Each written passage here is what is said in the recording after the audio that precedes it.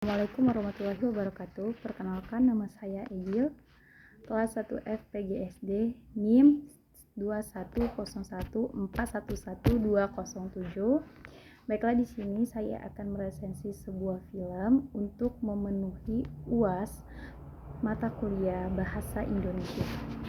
Di sini saya akan meresensi sebuah film yang berjudul Mars atau Mimpi Ananda Rai Semesta, dirilis pada tanggal 4 Mei 2016. Sutradara Sahrul Gibran, produser Andi Safik dan Sahrul Gibran, penulis naskah John Derantau, penata musik Teorsi Argeswara, produksi Multi Buana Kreasi Indo, Leica Production, Harry Global Production, Silent The Pictures.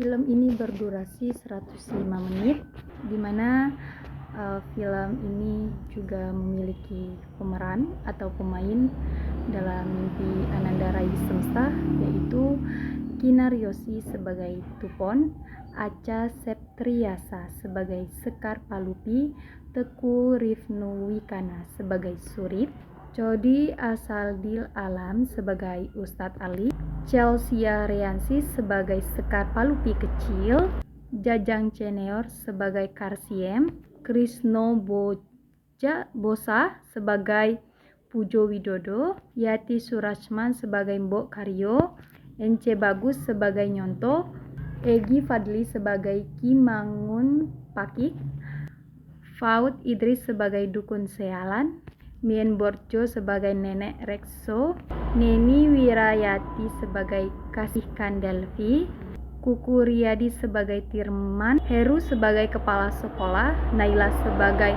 Retnowati, Liek Suyanto sebagai Mbah Atmo. Sinopsis dari kisah ini di mana perjuangan seorang wanita tua bernama Tupon. Tupon tinggal di kaki Gunung Kidul dan membesarkan Sekar seorang diri lantaran suaminya sudah meninggal akibat kecelakaan. Meski buta huruf, Tupon selalu bekerja keras agar Sekar dapat menempuh pendidikan setinggi-tingginya. Wanita tua itu hanya dapat berharap anaknya tidak mengalami nasib seperti dirinya yang tidak berpendidikan dan selalu dicelah oleh orang lain. Tupon selalu menunjukkan keindahan planet Mars kepada Sekar, dan ia percaya Sekar bisa ke sana dengan ilmu pengetahuan yang ia punya. Melihat usaha keras dari ibu, Sekar pun tak ingin mengecewakan ibunya.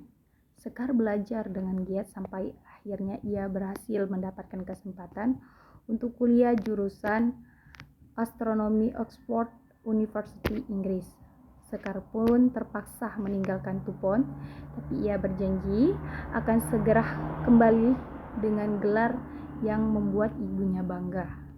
Dan Sekar berhasil meraih gelarnya di Inggris, dan Sekar ingin pulang menemui sang ibu, dan ternyata sang ibu telah pulang ke rahmatullah. Kelebihan dan kekurangan. Kelebihan: pengambilan gambar yang bagus, benar-benar menggambarkan sebuah pedesaan, seperti memberikan sensasi seolah-olah kita merasakan bahwa kita sedang berada di dalam pedesaan tersebut. Isi cerita atau kandungan yang terdapat dalam film ini sangat menyentuh dan sangat memotivasi bagi para penonton. Pada film dan untuk kekurangannya, pada film ini isinya terlalu fokus kepada ibu dan Sekar yang masa kecil, sehingga pelompatannya terjadi dan tidak tahu bagaimana SMA, Sekar kuliah, bahkan melompat lagi hingga menjadi magister. Rasanya untuk alur itu terlalu cepat.